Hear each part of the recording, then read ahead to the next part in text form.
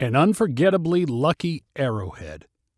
September 24, 2016. Great Basin National Park, Nevada, USA.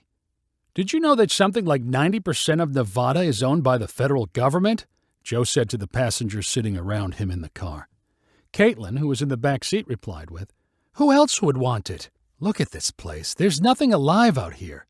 "You promised we're going to eventually find mountains and trees, right?" asked Jace, who was sitting next to Caitlin. "Yes, trust me," replied Joe. "It's going to shock you, and hardly anyone knows about it. And we're visiting at the best time of the year. The trees will all be changing colors."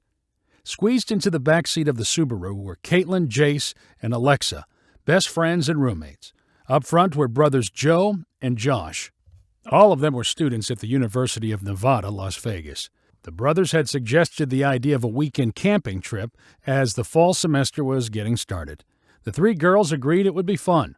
Caitlin and Jace were in their final year of school and wanted to add to their cachet of college memories. Joe and Josh talked authoritatively like camping experts, so the girls let them pick the destination and the weekend. The brothers thought one of the national parks would make a good spot, but they wanted a place that would not be overly crowded. Zion's and the Grand Canyon were closer to Las Vegas, but Great Basin National Park promised to be almost empty, at least according to Joe. Another cool thing about Great Basin is you can pretty much camp wherever you want. No one worries about paying fees or making reservations, Joe told the group. "What about bathrooms and showers?" asked Jace. "You could skip those for one night," said Josh. "I like really getting back to nature when I go camping." Jace considered it for a few seconds and then decided that she wanted to get back to nature too. All of her previous camping experiences had been pretty sanitized, and she was willing to trust Joe and Josh to show her something more authentic. "You know what I've always wanted to do," said Jace, when they were still in the car and 2 hours from the park entrance. "I'd love to find a real Native American artifact, like a piece of pottery or maybe an arrowhead. You guys ever found anything like that?" "No, but there's a chance in Great Basin," said Joe. "The trails don't have so many people picking up everything in sight." 3.5 hours after heading north from Las Vegas, the arid scenery began to change. In the distance, mountain peaks rose up from the flat gray-brown landscape. Short, isolated trees appeared, a prelude to what must be growing at higher altitudes. The only sign of civilization before reaching the entrance to the national park was a tiny community called Baker. The highlight in Baker was a gas station, which advertised the last chance for refueling before Great Basin. "We better stop for gas in the bathroom," said Joe.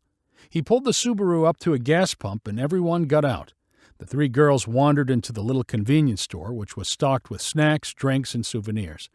While Jace was in the bathroom, Caitlin and Alexa noticed a box of stone arrowheads for sale. The trinkets were supposed to look like primitive Native American relics, but they had obviously been mass-produced using modern tools. Caitlin fished through the box and pulled out a black arrowhead that had an especially nice shape. She smiled at Alexa and said, "How about we help Jace find that arrowhead she's hoping for?" Alexa grinned in return. "Okay, hurry and pay for it before she gets out of the bathroom." Caitlin quickly handed over some money to the employee behind the checkout counter and slipped the arrowhead into her pocket. Jace emerged from the bathroom, bought a can of soda, and returned to the car. Caitlin and Alexa hid their giggles as they followed behind her. The friends arrived into the park in the early afternoon. As Joe had promised, it appeared to be the perfect time of year to visit. The leaves on the trees had turned into fiery shades of yellows and reds. Las Vegas had been stiflingly hot, but the park's upper elevations were perfectly pleasant and maybe even called for a light jacket. The group tackled 2 different hiking trails that began among groves of trees and then rose up to expansive views of the sharp, spired mountains that reached 13,000 feet. Jace usually followed the others along the trails, deeply breathing in the clean air. Besides her friends, there were no other humans in sight, and she felt closer to nature than at any other time in her life. "This really is beautiful, you guys," Jace said to the group. "I can't believe there aren't more people here." "The best way to keep people away from something is put it out in the middle of nowhere," replied Joe. "Are you keeping your eyes on the ground? Have you found anything that looks old yet?" Caitlin and Alexa had secretly told the brothers about the plan to help Jace find an arrowhead. While stopping for breaks, They had already tried 3 times to plant that purchased arrowhead on the side of the trail. So far, Chase had looked in all the wrong directions, and the arrowhead had gone undiscovered. "I'm not so sure you could find anything native out here," Chase said in answer to Joe's question. "Aren't these trails new? Who's to say we're walking in the same places as the Native Americans used to?" "You never know," said Joe encouragingly. "Maybe these trails actually follow the old ones. Why would the Park Service have cut a new route if one already existed?" "Yeah, maybe," replied Chase. "I'd keep looking," said Joe. A 4th and 5th attempt at planting the arrowhead were unsuccessful, and then the sun began to fade, and the group needed to find a spot to camp. As Joe had promised, they simply drove onto one of the dirt side roads that intersected the main paved road through the park. The Subaru stopped in a secluded meadow surrounded by protective pine trees. The boys put up a couple of tents, and then everyone laid on their backs under the bright stars and told the scariest stories they could remember. Jace discovered she was not a big fan of impromptu camping at around 3 in the morning. The pleasant daytime temperatures disguised the frigid air that arrived during the night. Jace shivered in her sleeping bag and wished she was wearing more than a light coat. She crawled out of her tent at dawn, feeling stiff and achy. "You got to get moving to warm up," said Josh, running in place and doing jumping jacks. "I don't want to do jumping jacks. Let's get in the car and turn on the heater," said Caitlin. Joe and Josh quickly gathered up all the gear and shoved it into the back of the car. Everyone got inside, drove slowly toward the main road, and blasted the heater. "And can I please request we find a bathroom?" said Caitlin. A bathroom stop at one of the official park campgrounds made everyone feel better. They ate a breakfast of yogurt and granola, and then headed toward a picturesque lake that Joe promised would be the highlight of their visit. The lake was definitely beautiful. Its clear water was surrounded by a natural amphitheater of rock cliffs. The green moss and blue water perfectly complemented the yellows and reds in the trees. Jace returned to feeling close to nature. The group hiked to a spot where a shallow stream fed into the lake. Light-colored pebbles and boulders sat at the bottom of the stream, and the brothers made a signal to Caitlin that she should try planting the arrowhead again. To provide a distraction, Joe pointed out toward the cliffs overlooking the lake. "How tall do you think those are? I wonder how long it would take to free climb." "No way you could go straight up," replied Josh. "You'd have to work your way up from the side." While the boys pretended to argue about the best climbing route, Caitlin placed the black arrowhead on a pale rock sticking out of the water. She stood up, trying to look innocent and contain a smile. The boys turned their attention from the cliffs to the stream and poked at various rocks with a stick. This caused Caitlin, Alexa, and Jace to also look down. It took almost half a minute, but Jace finally noticed something interesting.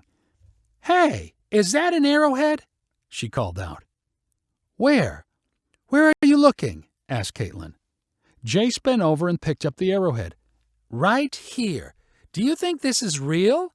She held it between her thumb and index finger. "Oh, yeah, that's totally real," cried Joe. "No doubt," agreed Josh. "It was just sitting on that rock," said Jace. "How come no one else has found it?" "Maybe the water just barely uncovered it," said Caitlin. "You're lucky you saw it first." Jace smiled and continued to admire the arrowhead. The rest of the group smiled too, for multiple reasons. As they walked back to the car, Jace talked about how she loved the black rock from which the arrowhead was made, and she noticed that whoever had made it was obviously skilled and experienced. She questioned how old it could be and the odds that it had found her. At some point, Jace's affection for the arrowhead made her start questioning whether it might be too good to be true. In the car, on the way toward the park exit, she remembered the gas station. "Did you guys see a box of arrowheads for sale in there?" asked Jace. "They looked a lot like this one. I wonder if somebody might have bought it and lost it, or maybe they left it there on purpose." "I don't remember a box like that," Joe quickly replied. "Me neither," said Caitlin. "Maybe you're thinking of somewhere else." "Let's stop in on our way back," said Jace, "so I can make sure." When the Subaru pulled into the gas station, Caitlin jumped out and hurried inside, claiming to need the bathroom. Meanwhile, Josh, who had been talking about tire pressure, asked Jace to help him check the tires with the gauge he had pulled from the glove box. Jace's naturally helpful personality led her to assisting Josh without questioning why he could not do the job himself. As Jace unscrewed the caps on the tire stems, Caitlin rushed through an appeal to the stringy-haired employee standing behind the counter inside the gas station. "We planted one of your arrowheads in the park, and we need to convince our friend it's real. If she comes in asking about your box of arrowheads, can you tell her that you don't have any for sale?"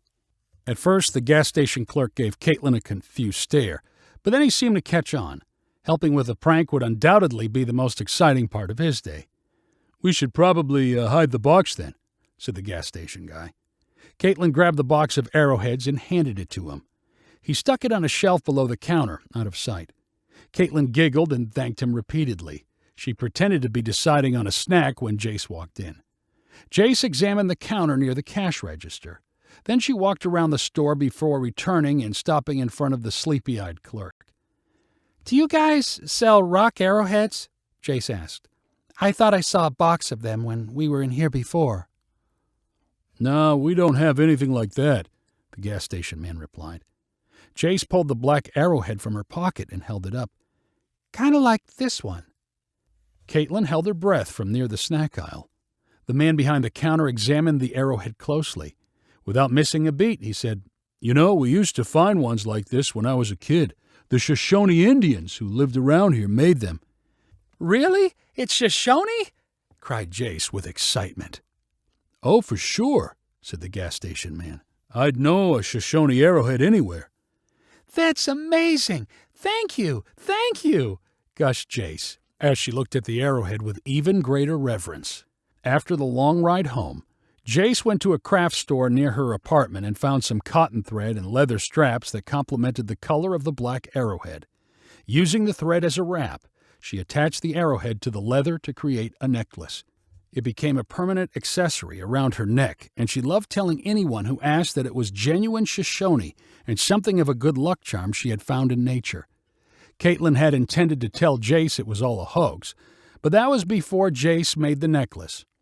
At that point, Caitlin decided it was a secret better left unrevealed. But Caitlin's anxiety about the arrowhead increased as she and Jace got closer to graduation. Jace accepted a job at a hotshot Silicon Valley company, and Caitlin worried that one of her new coworkers would spot the difference between a fake and real arrowhead, and Jace would feel humiliated.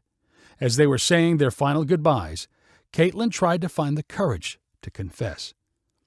"You've been the best part of college for me," Jace said to her friend, as they embraced. "No matter how tough things got, I knew I could always count on you. I could always trust you." Caitlin gulped, but before she could say anything in reply, Jace removed the arrowhead necklace from around her neck. "This is pretty much the favorite thing I own," said Jace, "but I want you to have it to remember me." "I can't take something you love that much," said Caitlin in surprise. "It's okay. I want you to have it and promise me you'll wear it and think of me." Caitlin paused, searching for the right words. She remained uncomfortably quiet as her mind churned through possible responses. She started to say, "I should," but she stopped herself. Finally, she grasped the necklace with both hands and put on a sweet smile. "Okay, for you, I promise." If you enjoyed this story, please rank it on the website 500ironicstories.com. Please subscribe on the website to get weekly updates as new stories are posted. And please share with friends using the convenient links available.